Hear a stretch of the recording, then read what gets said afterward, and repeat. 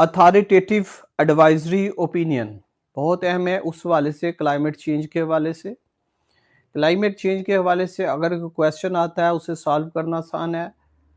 अगर legal fraternity या किसी एस्पिरेंट को ये सवाल आता है या पूछा जाता है तो उसमें इसमें उन जजमेंट्स के भी हवाले हैं, और इसमें ये बताया गया है कि जो इंटरनेशनल कोर्ट ऑफ जस्टिस है उसने कब कहाँ क्या क्लाइमेट के बारे में होल्ड किया, और पाकिस्तान की कोर्ट्स ने उससे पहले या उसके मुताबिक या उससे बाद में क्या होल्ड किया, और फिर फर्दर इसकी रिकमेंडेशन क्या होगी।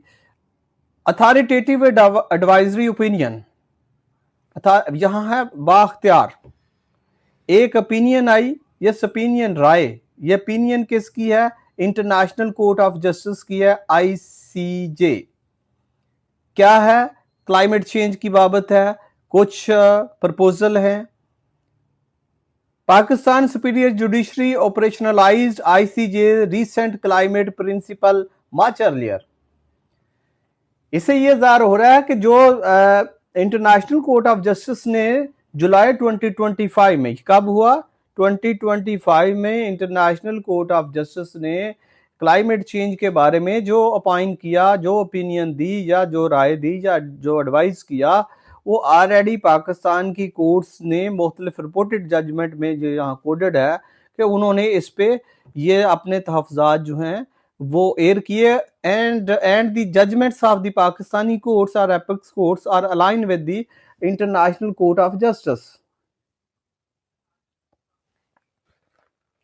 तो इसके बारे में Pakistan superior judiciary operationalize ICJ's recent climate principle much earlier, जो आईसीजे कह रहा है पाकिस्तान की कोर्ट ने इससे पहले ही इस पे जो एयर कर दिया हुई है अपनी राय या अपने वर्डिक्स जो है।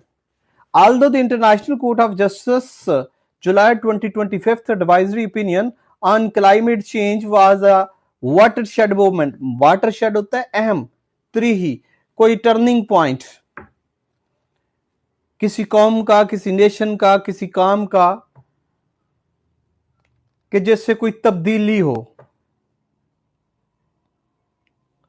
वाटरशेड मूवमेंट्स इन क्लाइमेट एक्शन, कि ये डिसीजन जो है क्लाइमेट के बाबत जो है जो मौसमियाती असरात हो रहे हैं, टेम्परेचर कहाँ तक होना चाहिए, कहाँ तक नहीं होना चाहिए, कितना जो है रीजनेबल है, कितना रीजनेबल नहीं है।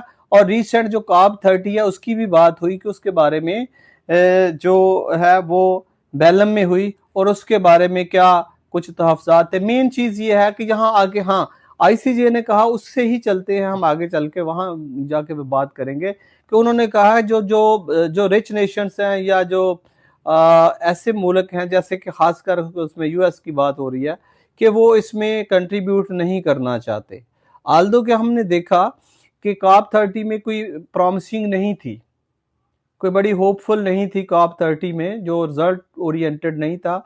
कुछ तो इंटरनेशनल बॉडी ने उस पर तहफ़्ज़ात शो किए कि हर कंट्री ने उस तरह कंट्रीब्यूट नहीं किया जैसे करना चाहिए था, हर स्टेट ने वो रिस्पॉन्सिबिलिटी नहीं दी। लेकिन एक चीज़ जो वहाँ सामने आई कि वहाँ चाइना ने ये कमिटमेंट किया कि हम फॉसिल फ्यूल में आगे चल के फिर बताएंगे कि हम फॉसिल फ्यूल पे रिलायंस कम कर रहे हैं, लेकिन फिर भी हम बहुत ज़्यादा कम नहीं कर सकते।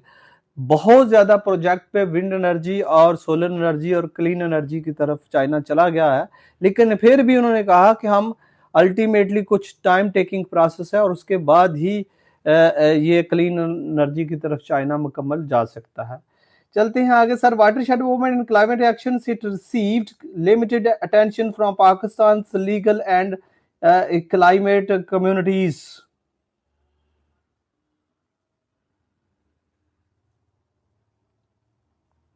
अब वाटरशेड मूवमेंट तो डिसीजन है, लेकिन पाकिस्तान के अंदर ही जो लीगल है और जो क्लाइमेट रिलेटेड कम्युनिटी है वो इसको कोई बहुत ज्यादा इसको अप्रिशिएट नहीं कर रही।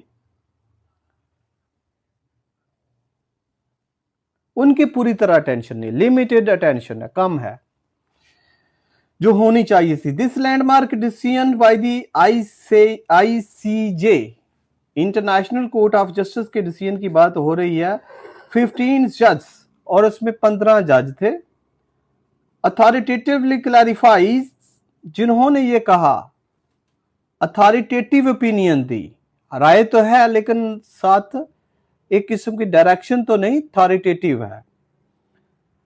Clarifies states legal responsibility establishing that 1.5 degree Celsius temperature threshold. अब उन्होंने कहा कि हर स्टेट की जिम्मेदारी है कि टेम्परेचर का थ्रेशोल्ड, थ्रेशोल्ड के सेवरल मीनिंग है, इसका मतलब चौखट भी है, इसका मतलब ये दरवाजे की एंट्री भी है, जिसे चौगाट शायद कहते हैं। Threshold, entry, basic point.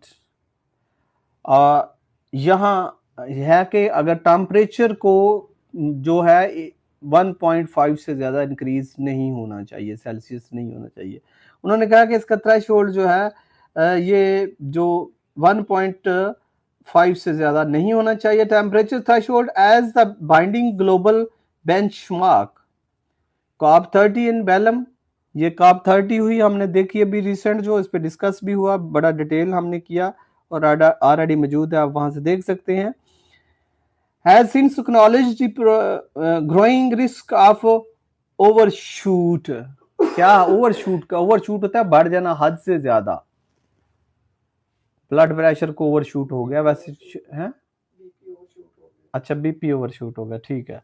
तो इसका मतलब होता है वो क्या, जो कॉप 30 है इसमें ये भी एप्रीहेंशन, ये हदशात ज़ाहिर किए गए कि ये रिस्क है कि ये टेम्परेचर बढ़ जाएगा, ओवरशूट हो जाएगा।